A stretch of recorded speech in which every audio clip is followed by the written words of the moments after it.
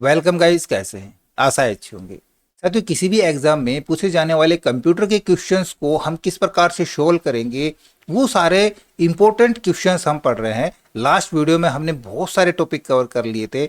बचे हुए क्वेश्चंस को हम इस वीडियो में कवर करेंगे, तो इसमें अंत तक बने रहिएगा। नमस्कार साथियों, मेरा नाम है मनोज कुमार और आप देख रहे हैं अपना यूट्यूब चैनल गुरुजी कंप्यूटर कोर्स। तो चलिए सीख लेते हैं। तो जहां पे हमने छोड़ा था लास्ट क्वेश्चन, उसी से आगे शुरू करते हैं। और ये क्वेश्चंस की पीडीएफ फाइल आपको डिस्क्रिप्शन में मिल जाएगी, वहां से जाके डाउनलोड कर सकते हैं। इसको अपने पास भविष्य के लिए सेव करके रख सकते हैं और शायद इसकी आपको जरूरत नहीं पड़ेगी, क्योंकि हमने आपको जिस हिसाब से बताया है और आपने यदि पूरा वीडियो देखा है तो आपको सारे क्वेश्चन याद हो गए होंगे। तो नेक्स्ट क्वेश्चन देखते हैं। How many bits in IPv4? अब देखिए, IPv4 क्या होता है? ये इंटरनेट प्रोटोकॉल वर्जन होता है। आप जब भी अपने कनेक्शन में जाकर के देखेंगे तो वहां पे आपको दो कनेक्शन मिलते हैं, IPv4 और IPv6। तो यहाँ पे पूछा गया है कि जो IPv4 है वो कितने बिट का होता है, 32 बिट, 64, 128 या 256 बिट का। तो IPv4 जो होता है वो 32 बिट का होता है। इसके विपरीत यदि पूछ लिया जाता कि IPv6 कितने बिट का होता है, वो 128 बिट का होता है। तो दोनों को ध्यान रखना आपने। कई बार क्वेश्चन में स्मॉलेस्ट यूनिट का भी जिक्र आ जाता है कि 1 निबल बराबर कितने बिट्स। तो एक निबल के अंदर 4 बिट्स होते हैं और सबसे स्मॉलेस्ट यूनिट जो होती है 1 बाइट, उसके अंदर 8 बिट होते हैं। नेक्स्ट क्वेश्चन देखिए, निम्नलिखित में से कौन सा सॉफ्टवेयर का प्रकार जो कंप्यूटर के संग्रह संचालन को नियंत्रित करता है? तो ये वही क्वेश्चन आ गया, लगभग मिलता जुलता क्वेश्चन उसी से, लेकिन पूछने का तरीका बदल दिया। मैंने आपको समझाया था कि क्वेश्चन किसी भी प्रकार के आ सकते हैं, आपको समझना पड़ेगा, रटने से काम नहीं चलेगा। कि जो संग्रहित करता है, जितने भी कंपोनेंट्स होते हैं, जितनी डिवाइस होते हैं, उनको कंट्रोल करता है सॉफ्टवेयर, वो कौन सा होता है? वो ऑपरेटिंग सिस्टम होता है। ये हमने बताया था लास्ट वीडियो में, आप देखें हमने इसका जिक्र किया था। तो वही क्वेश्चन है। ऑप्शन में है application software, utility software, operating system और प्रोग्रामिंग सॉफ्टवेयर। तो ये ऑपरेटिंग सिस्टम होते हैं जो सारे कंप्यूटर सिस्टम को हैंडल करते हैं, उनके सभी डिवाइसेस को कंट्रोल करते हैं। नेक्स्ट क्वेश्चन देख लेते हैं। सी में टैग की गई संरचना को परिभाषित करने के लिए किस कीवर्ड का उपयोग किया जाता है? अब देखिए, सी प्रोग्रामिंग के लिए आपको सी प्रोग्रामिंग की बेसिक नॉलेज होना बहुत ज़रूरी है। और यदि आप सी प्रोग्राम सीखना चाहते हैं तो हमने कंप्लीट सीरीज डाली हुई सी प्रोग्रामिंग की, उसका लिंक वीडियो का लिंक नहीं दूंगा, उस चैनल पे जाएं और उस प्लेलिस्ट का मैं लिंक यहाँ पे दे सकता हूँ। पूरी प्लेलिस्ट है, 114 से 15 वीडियो वहाँ पे आपको मिलेंगे और बिल्कुल स्टेप बाय स्टेप मैंने सारा डिफाइन किया है सी को। तो वहाँ से आप सी को सीख सकते हैं। यहाँ पे क्वेश्चन में पूछा है which keywords is use to define a tagged structure in C, यानी कि स्ट्रक्चर के ऊपर काम करने के लिए, स्ट्रक्चर डेटा टाइप के लिए हम कौन सा कीवर्ड यूज करते हैं? इसके लिए हम यूजर डिफाइन फंक्शन का यूज करते हैं, जिसमें कीवर्ड यूज होता है स्ट्रक्ट कीवर्ड। हालांकि यूनियन का भी यूज करते हैं, लेकिन यूनियन का यूज कम होता है, मैक्सिमम यूज स्ट्रक्ट कीवर्ड का होता है। तो इसका आंसर स्ट्रक्ट हो जाएगा। अगला क्वेश्चन देखिए, कह रहा है कौन सी टोपोलॉजी सभी डिवाइसों को एक ही लाइन में जोड़ती है? स्टार, बस, रिंग और मैश। देखिए, टोपोलॉजी क्या होती है? Topology is a physical arrangement of computers. और यहाँ पे 5 प्रकार की मेन टोपोलॉजी होती है जो हम कंप्यूटर को एक सीरीज में जोड़ सकते हैं, एक लाइन में जोड़ सकते हैं। आप इस ग्राफ से देख सकते हैं। सबसे एक पहली तो आती है बस टोपोलॉजी, फिर स्टार टोपोलॉजी, उसमें सारे कंप्यूटर हमारे चारों तरफ इर्द गिर्द एक स्टार के रूप में कनेक्ट होते हैं। रिंग टोपोलॉजी, ट्री टोपोलॉजी और मैश टोपोलॉजी। इस टॉपिक के ऊपर भी बहुत सारे क्वेश्चन बन के निकल के आ सकते हैं कि स्टार टोपोलॉजी के ऊपर हम मैक्सिमम कितने कंप्यूटरों को कनेक्ट करा सकते हैं, या फिर मैश टोपोलॉजी के ऊपर हम एक बार में कितने कंप्यूटर कनेक्ट करा सकते हैं। तो इस प्रकार के क्वेश्चन भी आ सकते हैं। तो आपको पता होना चाहिए कि टोटल मेन टोपोलॉजी कौन कौन सी होती है। नेक्स्ट क्वेश्चन देख लेते हैं। देखिए, यहाँ पे जो मैं अभी जिक्र कर रहा था वो उसी प्रकार का क्वेश्चन है। कह रहे 6 computer are linked in a mesh topology, यानी कि 6 कंप्यूटर हमने मैश टोपोलॉजी के अंतर्गत कनेक्ट किए हैं। तो how many links are you makes, उससे कितने लिंक हम क्रिएट कर सकते हैं? 6, 12, 15, 20। तो मैं आपको दिखाता हूँ मैश टोपोलॉजी। तो आप यहाँ पे देखिए, आपको इसी डायग्राम में दिख रहा है मैश टोपोलॉजी, जहाँ पे 5 कंप्यूटर लगाए हैं और 5 कंप्यूटर के लिंक आप बना सकते हैं कि कितने लिंक क्रिएट हो रहे हैं। इसी प्रकार यदि हम 6 कंप्यूटर कनेक्ट कराते हैं तो कितने लिंक बनेंगे। इसको कैलकुलेट कराने के लिए एक सिंपल सा मेथड मैं बताता हूँ। उसका फॉर्मूला है n ब्रैकेट स्टार्ट n-1/2। आप इस मेथड से करके देखना। n का मतलब numbers of computer, 6 bracket start 6-1/2 कितना हुआ, आंसर आएगा 15। तो यहाँ पे सही आंसर हो जाएगा इसका 15 कंप्यूटर्स। कैलकुलेट करा के देखना। अगला क्वेश्चन देख लेते हैं। यार which is a valid IP address. यहाँ पे कुछ आईपी एड्रेस दिए गए हैं, इनमें से वैलिड आईपी एड्रेस कौन सा है कि 256.10.10.1 192.168.1.1। तो इनमें से जो राइट आंसर होगा वो होगा 192.168.1.1। और आईपी एड्रेस का भी मैंने अभी थोड़ी देर पहले जिक्र किया था कि आईपी एड्रेस 2 प्रकार के होते हैं, एक IPv4 और IPv6। तो एक बार आंसर बताइए, IPv4 कितने बिट्स का होता है, 32 बिट्स का, और IPv6 128 बिट्स का। अगला क्वेश्चन देखिए कि कौन सा उपकरण नेटवर्क में सिग्नल को बढ़ाता है। देखिए, हमको जब नेटवर्क की जरूरत पड़ती है, नेटवर्क के सिग्नल कम आते हैं, तो कौन सा उपकरण है या कौन सी डिवाइस है जो सिग्नल्स को बढ़ाती है, हब, स्विच या राउटर या रिपीटर। देखिए यहाँ पे हब और स्विच नहीं आ सकते। राउटर में यदि आप कंफ्यूज हो सकते हैं, बट राउटर भी सही आंसर नहीं होगा। इसका सही आंसर होगा रिपीटर, जो हमारे सिग्नल्स को रिपीट कर सके। ठीक है, राउटर का तो हमारा सिग्नल देना होता है, हब के अंदर हम मल्टीपल कनेक्शन जोड़ सकते हैं, तो इसका होगा रिपीटर। वैसे ही जितनी भी डिवाइस हैं सारी नेटवर्क के लिए यूज होती हैं। कौन कौन सी डिवाइस हैं जो नेटवर्क के लिए यूज हो सकती हैं, वो सारी डिवाइसें भी आपके लिए जान लेना बहुत ज़रूरी है। Hub, router, switch, modem, gateway, repeater, या इसको हम एम्पलीफायर भी कह सकते हैं दूसरी भाषा में। एम्पलीफायर या रिपीटर एक ही बात होती है। ये सारी डिवाइसें ही नेटवर्क के लिए यूज में आती है।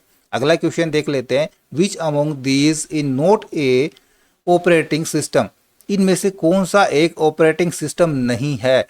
तो ये हम पढ़ चुके हैं कौन कौन से ऑपरेटिंग सिस्टम होते हैं। तो आप आंसर देखिए इसका, एक है लिनक्स, विंडोज, एंड्रॉयड, ओरेकल।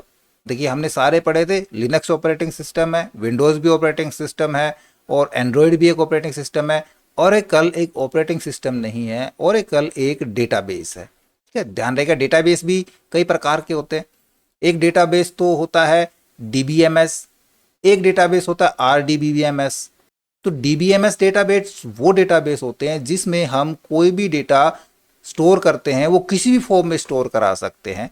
जबकि RDBMS के अंदर हम डेटा जब स्टोर कराते हैं, वो डेटा सिर्फ और सिर्फ टेबुलर फॉर्म में स्टोर होगा। एग्जाम्पल के लिए एक्सेल, और DBMS के एग्जाम्पल MySQL, ओरेकल या फिर MS एक्सेस, ये सारे DBMS के एग्जाम्पल्स हैं। नेक्स्ट क्वेश्चन देखिए, what is phishing related to. Phishing किससे संबंधित है। फिशिंग का मतलब आप समझ गए होंगे, फिश में मछली होता है, फिशिंग मछली पकड़ना होता है, मछली फंसाना होता है। तो फिशिंग इन रिवर, क्या इससे संबंधित है, डेटा एंट्री से संबंधित है, या cyber fraud to steal confidential data, या कंप्यूटर हार्डवेयर से संबंधित है। तो आंसर आप पकड़ गए होंगे। जैसे मैंने बताया था, फिशिंग क्या होती है, मछली पकड़ना होता है, अपने जाल में फंसाना होता है। तो यहाँ पे हम जब कंप्यूटर पढ़ रहे थे, वहाँ पे फिशिंग इन रिवर, नदी की मछलियाँ पकड़ना नहीं होता है, वो मछलियाँ कंप्यूटर यूजर्स को पकड़ना होता है। तो cyber fraud to steal confidential data. और फिशिंग दो तरीके से हो सकती है, या तो विशिंग बाई कॉल, या तो कॉल के द्वारा, या फिर स्मैशिंग बाई SMS के द्वारा। Which of the following is not a DBMS software. अभी हमने आपको DBMS के बारे में बताया या RDBMS के बारे में बताया। DBMS की फुल फॉर्म होती है डेटाबेस मैनेजमेंट सॉफ्टवेयर, और ऑप्शन यहाँ पे दिए गए हैं Oracle, MySQL, MS Excel, MS Access. तो हमने MS एक्सेल को ये बताया था कि ये DBMS सॉफ्टवेयर नहीं होता, ये RDBMS सॉफ्टवेयर होता है। तो इसका राइट आंसर क्या हो जाएगा, माइक्रोसॉफ्ट एक्सेल। बाकी के तीनों DBMS आते हैं। DBMS सॉफ्टवेयर को और भी आप एग्जांपल देख सकते हैं। MS एक्सेस, SAP हो गया, DB2, DBase, MySQL, PostgreSQL, MongoDB, SQLite या Oracle।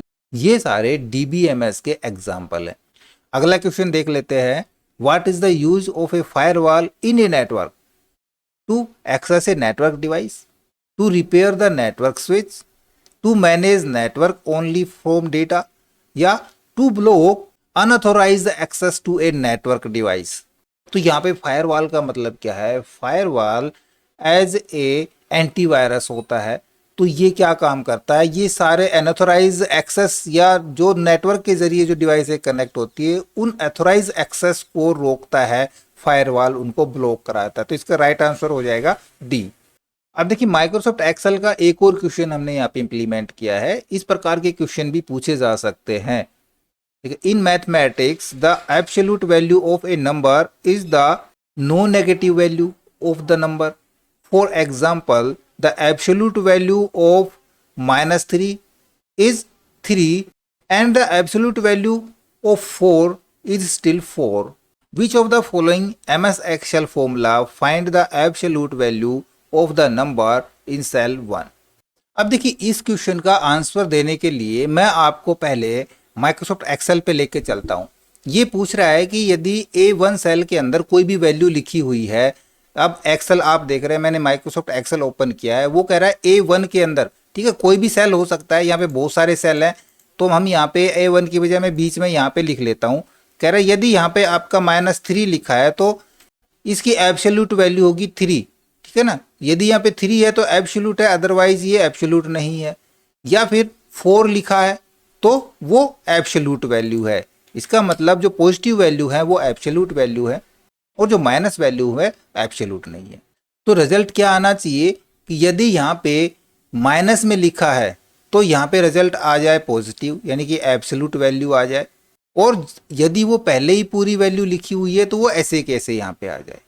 वैसे तो एब्सोल्यूट का एक्सेल में अलग मीनिंग है, लेकिन क्वेश्चन कुछ और पूछा गया है। ये यहाँ पे खाली हमने चेक कराना है इफ यदि ये वैल्यू हमारी ग्रेटर देन 0, ठीक है, 0 से बड़ी है। यदि 0 से छोटी है तो क्या है? नेगेटिव वैल्यू है, एब्सोल्यूट नहीं है। एब्सोल्यूट किसको माना जा रहा है? यहाँ पे जो माइनस में नहीं है, पॉजिटिव, उसको एब्सोल्यूट कहा गया। तो इसलिए हम इसको चेक कराएंगे। लॉजिक में डालता हूँ, यदि C3 0 से बड़ा है, जो A1 जो सेल दे रखा था हमने उसकी जगह C3 ले लिया, कंफ्यूज मत होना। ये सेल यदि 0 से बड़ा है तो यहाँ पे आ जाए ट्रू, अदरवाइज फॉल्स, ठीक है। ब्रैकेट क्लोज, एंटर प्रेस करा देंगे। देखो ये क्या कह रहा है? फॉल्स, यानी कि ये एब्सोल्यूट नहीं है।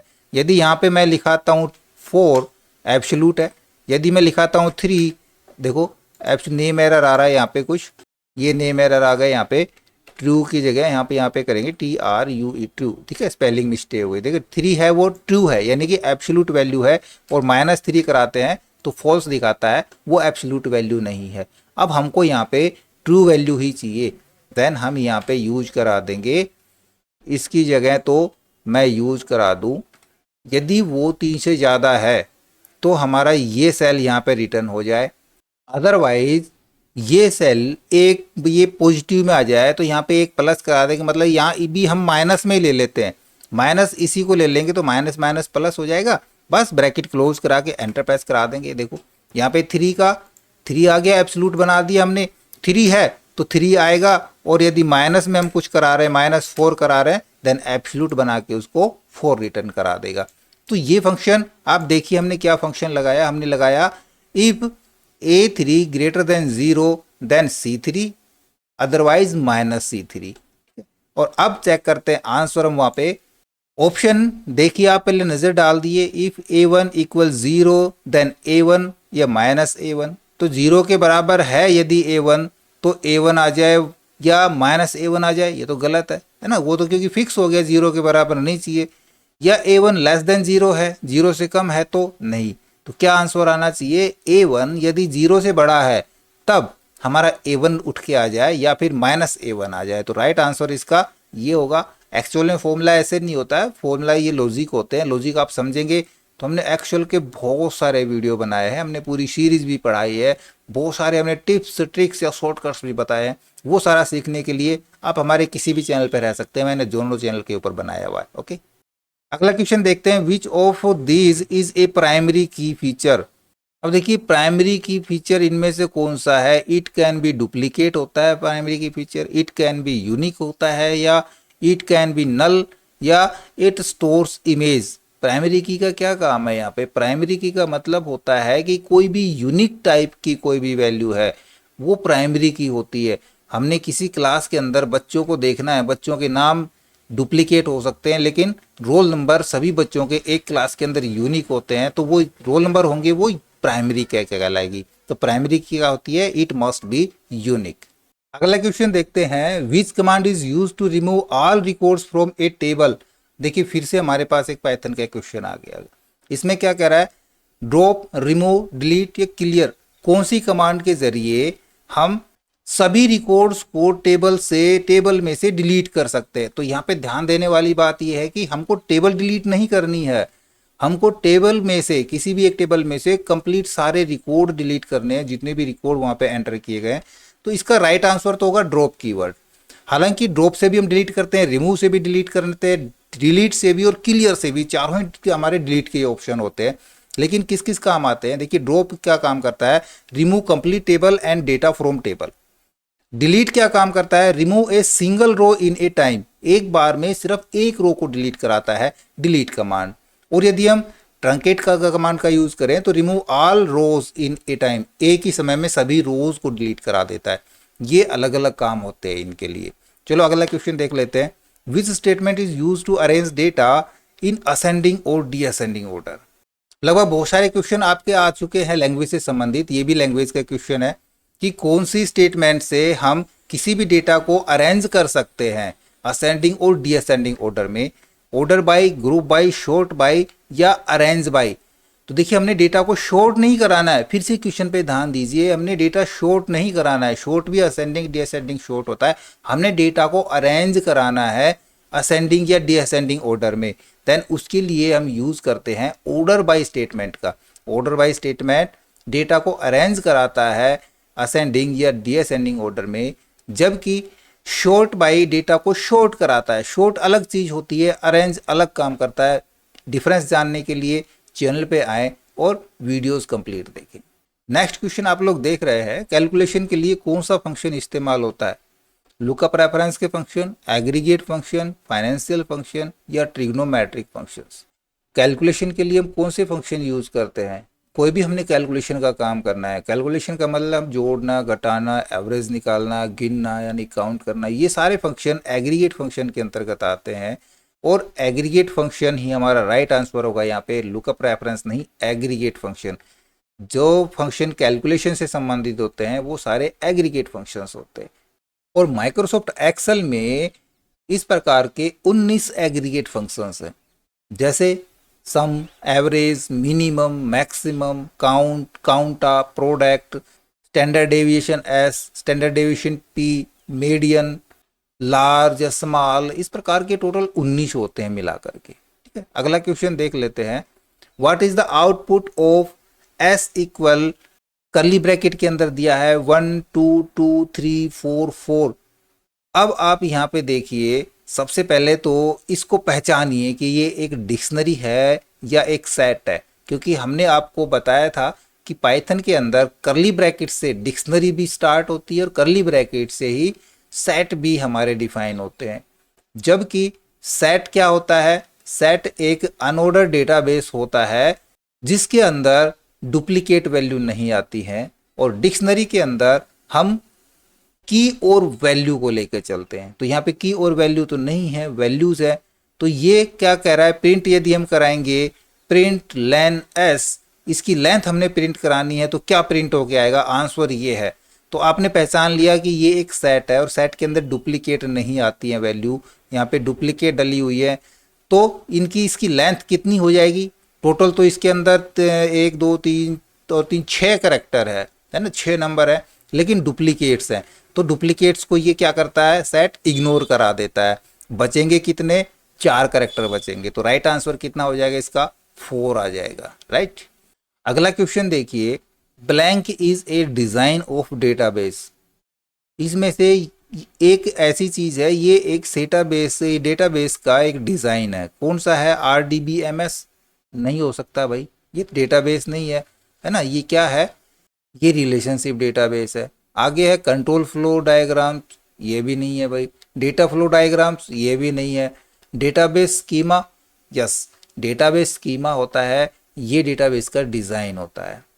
नेक्स्ट क्वेश्चन है the number of blank in a relation in called the cardinality of the relations, यानी कौन सा ऐसा रिलेशन है जिसको रिलेशन प्रमुखता कहा जाता है, एट्रीब्यूट को, टपल को, डोमेन को या डिग्री को। तो इसका सही उत्तर होगा टपल। ठीक है, अगला क्वेश्चन देखते हैं। कौन सा शॉर्टिंग एल्गोरिदम आसन्न तत्वों को बार बार बदलता है यदि वे गलत क्रम में हो? तो उसके लिए हम कौन सा शॉर्टिंग मेथड यूज करेंगे, बबल शॉर्ट का, मर्ज शॉर्ट का, इंसर्टेशन शॉर्ट्स का या क्विक शॉर्ट का? तो उसके लिए हम यूज करते हैं बबल शॉर्ट्स का। ठीक है, ये ध्यान रखने वाली बात है, ये याद रखने वाली बात है, समझने वाली नहीं है। ठीक है, आप प्रोग्रामिंग लैंग्वेज सीखेंगे, जब पाइथन सीखेंगे तो उसके अंदर ही सारी चीजें आपको सीखने को मिल जाएंगी। अगला क्वेश्चन देख लेते हैं। Cache memory is a located between, जो कैचे मेमोरी कहाँ पे लोकेट होती है? ध्यान करो, हमने स्टार्ट किया था जब हमने आपको HSSC-CET के पेपर में आए हुए क्वेश्चन बताए थे, तो उन्हीं से रिलेटेड क्वेश्चन है। कैचे मेमोरी कहाँ पे लोकेट करती है? CPU एंड हार्ड डिस्क के बीच में, CPU और रैम के बीच में, रैम एंड रोम पे, या फिर हार्ड डिस्क एंड रोम के ऊपर। तो ये लोकेट करती है CPU और रैम के बीच में, यानी कि रैम हमारी मेन मेमोरी होती है। रैम से जब CPU को ट्रांसफ़र होता है या CPU से रैम को जब डेटा ट्रांसफ़र होता है तो उसके बीच में होती है कैचे मेमोरी, जो कि काफ़ी फास्ट और शॉर्ट मेमोरी होती है। ठीक है, ध्यान रखने वाली बातें थी ना, ध्यान रखी होगी तो आपने आंसर दे दिया होगा, अदरवाइज आप कंफ्यूज हो गए होगे। Which is the correct ascending order of storage units? इसको देखो, सही ऑर्डर कौन सा है इसका? असेंडिंग ऑर्डर, बढ़ता हुआ क्रम। तो आप पहचानिए, आंसर आपके सामने है। सबसे छोटी मेमोरी से सबसे बड़ी मेमोरी की तरफ बढ़ेंगे, लेकिन बाद में बढ़ते रहना। मैं आपको मेमोरी यूनिट्स दिखाता हूँ। आप स्क्रीन पे देखिए, आपको एक टेबल नज़र आ रही होगी। इस टेबल के ऊपर मैंने सैम्बल दिए हैं, साथ में उनकी फुल फॉर्म बताई है और क्वांटिटी बताई है। सबसे छोटी होती है बिट, जिसको हम बाइनरी डिजिट के नाम से भी जानते हैं। ये एक सेल या बाइनरी 0 और 1 के बराबर होती है। ठीक है, इसके बाद हमने जिक्र किया था 4 बिट का, जो कि बराबर होता है 1 निबल के, जिसमें आधा बाइट मेमोरी होती है। इसकी क्वांटिटी कितनी होती है? आधा बाइट की क्वांटिटी होती है। 8 बिट बराबर होता है 1 बाइट, क्वांटिटी इसकी 1 बाइट होती है। फिर यदि हम 1024 बाइट इकट्ठा कर लेते हैं तो 1 किलोबाइट मेमोरी बनती है। 1024 किलोबाइट इकट्ठा करते हैं, 1 मेगाबाइट यानी कि 1 MB मेमोरी इकट्ठी होती है। 1024 मेगाबाइट से 1 गीगाबाइट बनता है। 1024 गीगाबाइट से 1 टेराबाइट, 1024 टेराबाइट जब इकट्ठा करते हैं तो 1 पेटाबाइट मेमोरी बनती है, और 1024 पेटाबाइट इकट्ठा करने पे 1 हेक्साबाइट मेमोरी बनती है। पर्सनल कंप्यूटर्स में इतनी ही मेमोरी मैक्सिमम होती है। यदि हम आगे भी पढ़ना चाहें तो 1024 हेक्साबाइट पढ़ते हैं तो उसके अंदर 1 जेटाबाइट मेमोरी होती है। इससे आगे की मेमोरी सारी क्वांटम कंप्यूटर्स में चली जाती है, जो हमारे लिए अनयूज्ड होती है। उनको भी पढ़ लेंगे, लेकिन वो एग्जाम में नहीं आती है। तो अब आपने इनको लगा लिया होगा असेंडिंग ऑर्डर में, तो इसका राइट आंसर क्या होगा? बी, KB, MB, GB और TB। अगला क्वेश्चन देखते हैं। Which of these is a search engine? इनमें से एक सर्च इंजन कौन सा है? देखिए, जब भी हम इंटरनेट पे काम करते हैं तो हमारे पास दो चीज़ें सामने आती है। जैसे हमने इंटरनेट चलाया, ब्राउज़र ओपन किया तो गूगल खुल के आ जाता है ना, तो बहुत सारे बच्चे कंफ्यूज हो जाते हैं कि हमने गूगल चलाया है या क्या चलाया। वो गूगल है या सर्च इंजन है या कोई ब्राउज़र है, कोई वेबसाइट है, क्या है? देखिए, इंटरनेट चलाने के लिए सबसे पहले तो हमको एक प्लेटफॉर्म की जरूरत पड़ती है, एक एप्लीकेशन जिसको हम कह सकते हैं। वो एप्लीकेशन को ब्राउज़र कहते हैं। जैसे कि आप गूगल क्रोम यूज़ कर रहे हैं, या फिर माइक्रोसॉफ्ट एज का यूज़ कर रहे हैं, मोजिला फायरफॉक्स का यूज़ कर रहे हैं, ओपेरा ब्राउज़र का यूज़ कर रहे हैं। इस प्रकार के बहुत सारे ब्राउज़र हैं जिन पे हम इंटरनेट चला सकते हैं। उसमें जब हम जो पेज ओपन करते हैं, या बाय डिफ़ॉल्ट हमने होम पेज सेट करके रखा है, या फिर हम सर्च करा रहे हैं www.google.com या www.yahoo.com या yahoo.in या amazon.in या bing.com, ये जितने भी होते हैं ये सर्च इंजन होते हैं। यानी कि इसमें हम किसी भी दूसरी वेबसाइट को सर्च करा सकते हैं इन वेबसाइट के ज़रिए। तो ये एक बड़ी वेबसाइट्स होती है जो हमको उनके छोटे रिजल्ट सर्च कराने में मदद करती है, जिनको हम सर्च इंजन कह सकते हैं। तो यहाँ पे कुछ एग्जाम्पल दिए हैं, जीमेल, याहू, मोजिला फायरफॉक्स और फेसबुक। तो जीमेल क्या है? जीमेल एक संचार का माध्यम है, ठीक है, वो एक छोटा सा संचार का माध्यम है, ना कि वो एक सर्च इंजन है। वो गूगल का एक छोटा कंपोनेंट है। याहू, याहू एक सर्च इंजन है। मोजिला फायरफॉक्स ये एक वेब ब्राउज़र है। फेसबुक, फेसबुक एक सोशल मीडिया प्लेटफॉर्म है, ठीक है, ये सर्च इंजन नहीं है, एक सोशल मीडिया प्लेटफॉर्म है। अब एक कन्फ्यूजन आता है यूट्यूब को लेकर के। यूट्यूब हम दो चीज़ें कह सकते हैं, इसको सर्च इंजन भी कह सकते हैं, क्योंकि हम जो काम या जो टॉपिक सर्च करना चाहते हैं यूट्यूब पे तो वो हमको मिल जाता है, तो हम इसको सर्च इंजन भी कह सकते हैं। और ये एक्चुअल में एक सोशल मीडिया प्लेटफॉर्म है, ठीक है। अब देखिए कुछ क्वेश्चन और भी आ सकते हैं। आपसे वर्चुअल असिस्टेंट के बारे में पूछा जा सकता है। लगभग वेबसाइट्स के या प्लेटफॉर्म के कुछ असिस्टेंट्स भी होते हैं। जैसे हम बात करें माइक्रोसॉफ्ट, तो माइक्रोसॉफ्ट के असिस्टेंट होता है वर्चुअल असिस्टेंट जिसको कहें तो कोर्टेना होता है। एप्पल का सीरी होता है, अमेजन का अलेक्सा है, सैमसंग का बेक्शोबाय है और गूगल का ओके गूगल है, ठीक है। ये भी ध्यान रखने वाली बातें हैं, इन पे भी क्वेश्चन आ सकता है। आगे सवाल देखते हैं। Which device convert digital signal to analog with vice versa. किसी भी डिजिटल सिग्नल्स को जो वायर के जरिए आ रहे हैं डिजिटल सिग्नल्स या वाईफाई के जरिए आ रहे हैं डिजिटल सिग्नल्स, उनको हमारे पास एनालॉग सिग्नल्स में बदलने का काम किसका होता है? मोडेम का होता है, या राउटर का, या स्विच का, या ब्रिज का? वो काम होता है मोडेम का।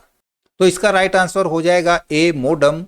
अब अगला क्वेश्चन देखते हैं, जनरेशन ऑफ ए कंप्यूटर। देखिए जनरेशन में आपको पूरी पढ़ा देता हूँ, जनरेशन को पूरा पढ़ना जरूरी है, तभी आप इसमें कोई क्वेश्चन सोल्व कर पाएंगे। ज़्यादा समय नहीं लूँगा, मेन टॉपिक्स पे बात करते हैं। सबसे पहली जनरेशन, फर्स्ट जनरेशन की हम बात करते हैं, वो होती है जिसको कहते हैं वैक्यूम ट्यूब। यानी कि ये किस पे आधारित थी? कंप्यूटर जनरेशन ये वैक्यूम ट्यूब्स पे आधारित थी, और इसका पीरियड था 1940 से 1950 के बीच का। सेकंड जनरेशन 1950 से 1960 के बीच की है, और ये बेस है ट्रांजिस्टर बेस। इसमें जो कंपोनेंट यूज हुआ था, मेन कंपोनेंट, वो ट्रांजिस्टर थे। थर्ड जनरेशन के अंदर मेन कंपोनेंट यूज हुआ था इंटीग्रेटेड सर्किट, या इसको एलएसआई भी कहते हैं, यानी कि large scale integration. Third generation के अंदर तो लार्ज स्केल हुआ था। फोर्थ जनरेशन के अंदर वीएलएसआई यूज हुआ था, वेरी लार्ज स्केल इंटीग्रेशन, या फिर माइक्रो प्रोसेसर बेस्ड भी कह सकते हैं हम फोर्थ जनरेशन को। ये 1970 से और अब तक प्रेजेंट तक ये चल रहा है। फिफ्थ जनरेशन एआई यानी कि आर्टिफिशियल इंटेलिजेंस बेस अभी से नहीं आई है, वो प्रेजेंट से फ्यूचर की तरफ आने वाली है। तो ये सारी जनरेशन्स थी, इनकी इनोवेशंस थी। कंप्यूटर से पहले हम यूज करते थे कैलकुलेटर्स का, स्प्रेडशीट्स का, कंप्यूटर एल्जेब्रा सिस्टम्स का। Mathematicians and inventor search for solutions to ease the burden of calculation. यहाँ पे मैं आपको ऐसे 8 मैकेनिकल कैलकुलेटर दिखाने वाला हूँ जो कंप्यूटर इनोवेशन से पहले इस्तेमाल किए जाते थे। सबसे पहले अबेकस का यूज होता था, जो कि चाइना में डेवलप हुआ था। ये लगभग CA 2700 BC के करीब हुआ था। फिर पास्कल्स कैलकुलेटर आया 1652 में। उसके बाद स्टेप्ड रैकोनर नाम से 1994 में। आर्थमोमीटर 1820 में, आर्थमोमीटर 1820 में, कॉम्प्टोमीटर 1887 एंड कॉम्प्टोग्राफ 1889 में। द डिफरेंस इंजन 1882 में, एनालिटिकल इंजन 1834 में और मिलीनियर्स 1893 में। कंप्लीट कंप्यूटर एवोल्यूशन और उनके इन्वेंटर्स की पूरी लिस्ट विद ग्राफ्स हमने नोट्स बनाए हुए हैं कंप्यूटर फंडामेंटल के। उसकी PDF फाइल मैं नेक्स्ट वीडियो के डिस्क्रिप्शन में डाल दूंगा, आप वहां से डाउनलोड करके पूरी PDF फाइल रीड कर सकते हैं। अब जब इस प्रकार से आप कंप्यूटर पढ़ेंगे, इस प्रकार से क्वेश्चन उनके याद करेंगे, तो आपको क्वेश्चन रटने की जरूरत नहीं है, सिर्फ समझना है, क्वेश्चन अपने आप बनते चले जाएंगे। मैंने यहाँ पे यदि 50 क्वेश्चन बताए हैं तो तरीका ऐसा बताया है कि उन्हीं से यहाँ पे कम से कम 500 क्वेश्चन बन सकते हैं इस टॉपिक के ऊपर, जो हमने लास्ट वीडियो में और इस वीडियो में पढ़ा है। अब हम तैयारी करवाएंगे सिर्फ क्वेश्चन और आंसर के ऊपर। मेन हम क्वेश्चन लेके आएंगे, कौन से क्वेश्चन का आंसर क्या होता है, किस प्रकार से हम गैस करें कि इसका आंसर क्या हो सकता है, ये सारे हम नेक्स्ट वीडियो में कवर करने वाले हैं।